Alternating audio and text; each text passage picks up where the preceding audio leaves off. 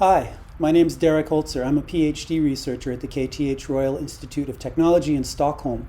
Today, myself and MA student Carolina Shi will be presenting Datatonism, emulating historical instruments as a pedagogical exercise. Datatonism is part of a larger research project about historically informed sound synthesis, which investigates instruments used by electronic composers in Sweden during the 1960s and 70s. These instruments are archived by the Swedish Performing Arts Agency and the Swedish Museum of Performing Arts. Partners in this project are also KMH, the Royal College of Music in Stockholm, and KTH. The goals of the Historically Informed Sound Synthesis project are to make digital emulations of the analog instruments from the collections, to make tangible interfaces inspired by the original artifacts, and to engage in collaborative design projects with composers, students, museum visitors, and an online audience around the further development of these instruments. There's a number of reasons why you would want to engage in the emulation of historical electronic sound instruments. It allows the playing of inaccessible and rare instruments. It allows the performance of compositions which depend on obsolete hardware and software for their realization. It allows one to explore and modify historical designs with the eye of making new instruments based on them. And finally, and most relevant to this context, it can be used as a platform to explore the study of digital musical instruments. The instrument emulated in this project was the Dataton System 3000. It was designed by Björn Sandlund in the 1970s and manufactured by his Dataton company between 1973 and 1980. It was a modular sound synthesis and processing system which was intended to be used in every Swedish music school, although that particular part of the project never got off the ground. We've done extensive work with the Dataton already in another paper which analyzed its affordances and its ethics for the NIME conference of 2021. The Dataton System 3000 contains several different types of modules to be emulated. There are source modules, which include oscillators and other signal sources, such as noise, manipulating modules, such as filters and modulators, editing modules, which largely are mixers and spatializers, control modules, which contain digitally stored sequences, which were not emulated during this project, and the power modules, which provide system power for the entire instrument.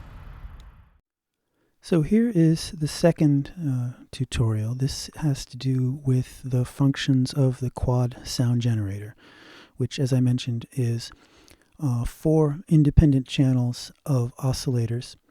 And there's a few tricks we can do with this. So this is about the simplest patch that you can make with the Dataton. You've got the power supply, which is feeding power to the modules through the A and the B bus.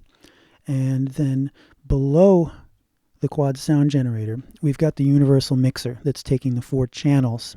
Remember, you've got the A and B buses and you've got the 4 channels. So the 4 channels are coming down now to the mixer. And with this knob up here on the top, I've assigned them a stereo panning location.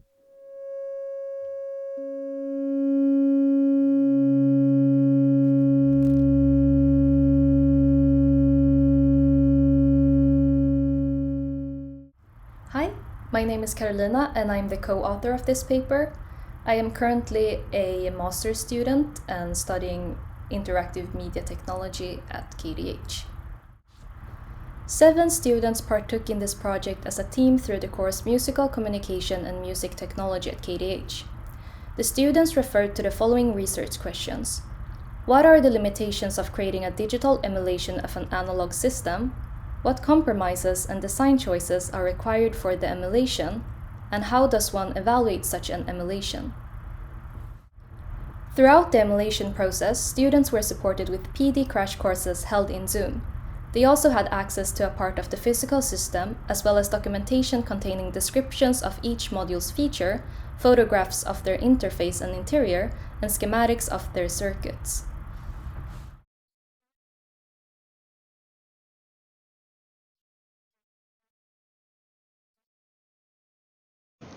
The modules are connected by graphical patch cables to recreate many of the capabilities of the original Dataton.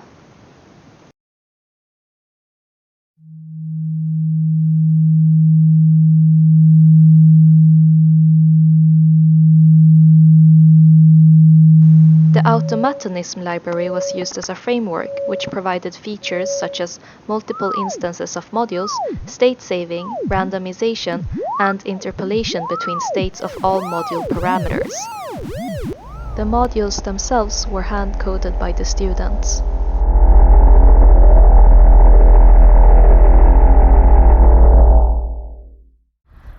An online survey was created to evaluate the system.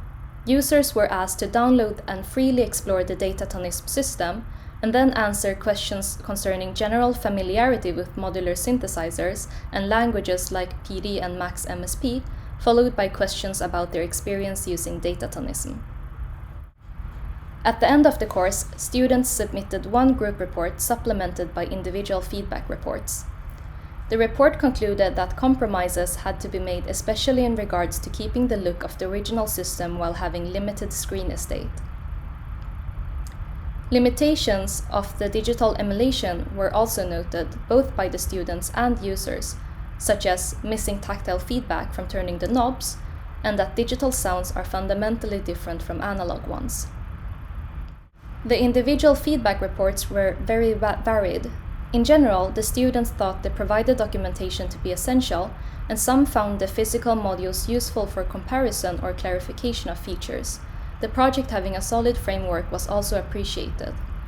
One student found it difficult to find appropriate resources beyond the provided material, while another discovered a wealth of sources for their particular module.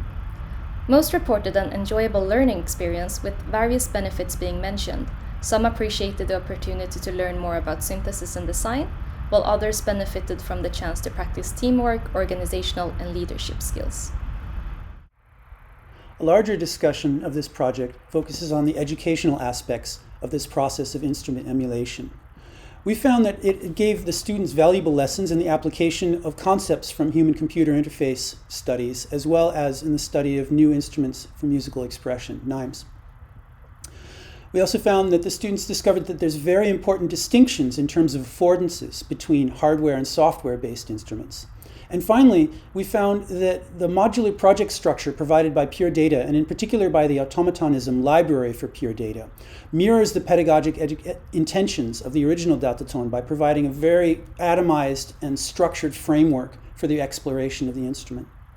In conclusion, we found that this process of emulating the Dataton 3000 as a pedagogic exercise provided rich benefits to the students' learning experience through the exercise of technical skills, teamwork, and creative thinking towards the realization of a new instrument based on a historical one. We thank you for your kind attention.